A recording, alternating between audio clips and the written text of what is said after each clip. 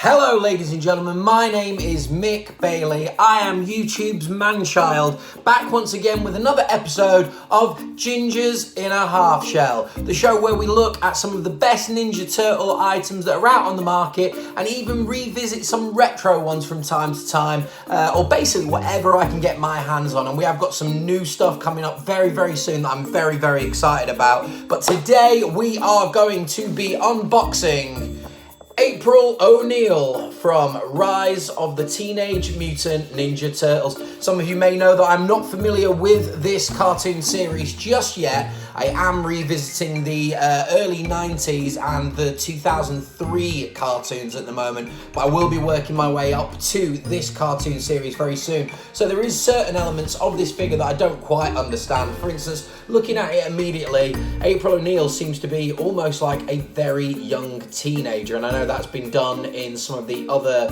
reincarnations of the Teenage Mutant Ninja Turtle franchise, but this one I am absolutely bowled over with. First of all, like, the ethnicity of April O'Neil is very different to the 90s cartoons. I know in some of the comics she's sometimes got an African-American descent, or at least we think so anyway from the very limited backstory we're given, but here we have a completely different April O'Neil to what I am used to. And furthermore, so we've also got some sort of little pet in here as well, and I think, is it a cat? Looks a little bit like a cat. I don't know. I will have to brush up on this. If anyone can give me any information as to what this character here is called, I would really appreciate it. I could look it up on Google, but that would be cheating on my part, wouldn't it? And I want to open this fresh set of eyes. So once again, on the back of it here, we have the descriptions of the two good guy characters that are not Ninja Turtles and the three villains as well. And April, her species, surprisingly, is human, and her weapon is a baseball bat. So, with that said, let's do the best part of any of these unboxings, and let's let this sucker breathe. So, crack it open, and hopefully I won't have to wrestle with it the way I did with Raphael trying to get him out of the packaging. Textbook bit of paper there, as always. Discard that. Out comes the bubble, and there we have the figure, free for you all to have a little gander at while I'm discarding of the packaging. And as you can see straight away there, we have the baseball bat, bright green one here, and also the action baseball bat here with the motion attached to the side of it, and this weird little pep thing here. So we will pop these out and have a look. So there we have the baseball bat, and it's, like I say, got the little swish motion on it, so that's pretty cool, and it's almost like a translucent green colour there, so very cool. Almost looks a little bit like the ooze, to be honest. So then we also have the regular baseball bats here, and as always when I remove them from the packaging they tend to bend a little bit, but not really much to write home about there. That is just a green baseball bat. Yeah, not much there. I had a feeling this figure was going to be a little bit like the Splinter one, where it's merely there for display purposes, and it's not the sort of thing that kids are going to want to buy. Hence the fact that I think I picked this figure up for about £5 in the Entertainer, along with Splinter as well. So here is April's little friend. I mean, it's pretty cool, but it's a solid piece, no articulation, so I don't know if that is going to go out on the display. Maybe it'll be the sort of thing that I will have on a display once I actually understand this character a little bit more there. But yeah, it's okay. It's okay. I think there's even, I don't know if that's a collar on the tail or there's a little version of the creature just here on the tail, but yeah, that's all right. So let's get down to the April figure, which I imagine is it's probably one of the few that isn't in tie wraps. So pop that down there. Now the April figure, there we are.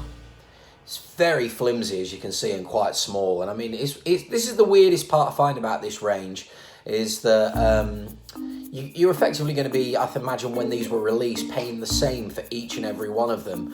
Now, if you think about one of the figures such as Raphael or Splinter from this range, you get a real hefty figure, like really like bulky piece of figure there. But this is very flimsy, and yeah, it's okay. Right? there's quite a bit of articulation in it, but I could only imagine that if I'd got this when I was a kid, this would have been absolutely torn to pieces. I mean, the hands are quite small and sort of very, very flimsy. But yeah, a lot of articulation there, so it's pretty good for posing. I wonder if we'll have problems standing her up because of there's a body twist. And I think we might have little problems standing her up here. Right. Yeah, we'll have to have a little look at that one. The articulation is very there we go. That might do it a bit more. It's very unusual. Very unusual. Sort of.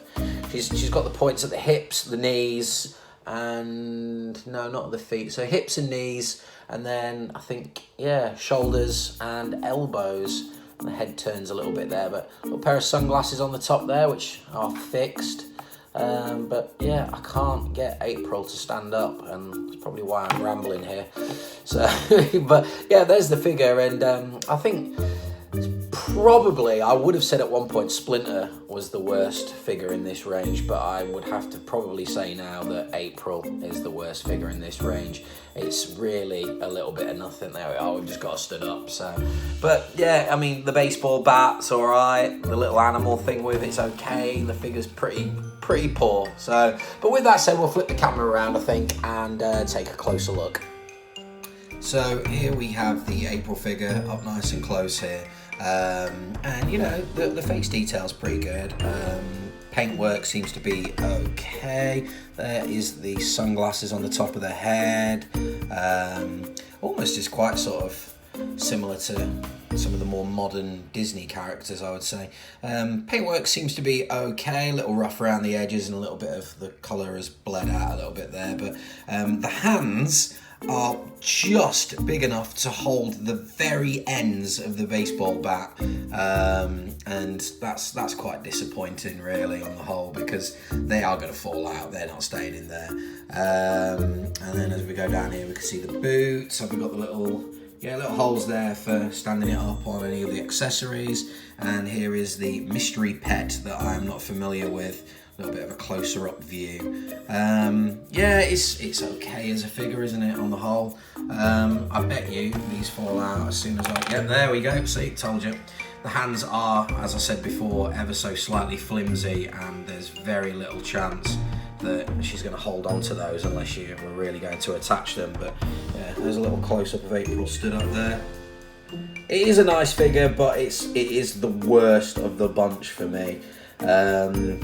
I don't know what any of the villains are like, if they're a little bit more interesting.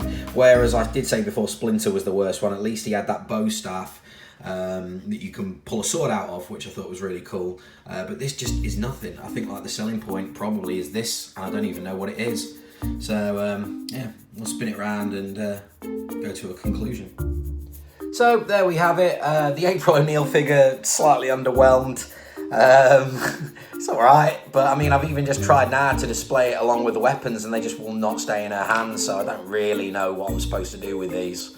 Probably the poorest figure in the range, which is quite disappointing, and still none the wiser what this little guy is.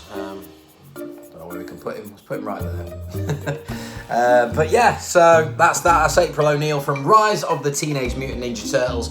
My name's been Mick Bailey, YouTube's man-child.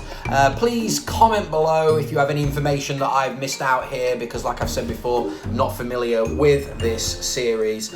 And also please do subscribe to my channel. Since doing these unboxings, I have seen my followers go up quite a bit, which is really, really nice. And I have thought to myself that if we get anywhere in a bit more of a higher region of subscribers, I might even do a giveaway. So that'll be quite interesting, because I have got a few spares from my Ninja Turtle collecting, so it would be nice to do a little bit of a giveaway or something. But this has been Gingers in a Half Shell. Tune in soon, I'm going to do another one. I've saved one more of the turtles from this range for the next video. And I have a few from the 2003 range, and very soon I have some exciting NECA figures also to review. So please do subscribe, leave a comment below, and we'll see you next time.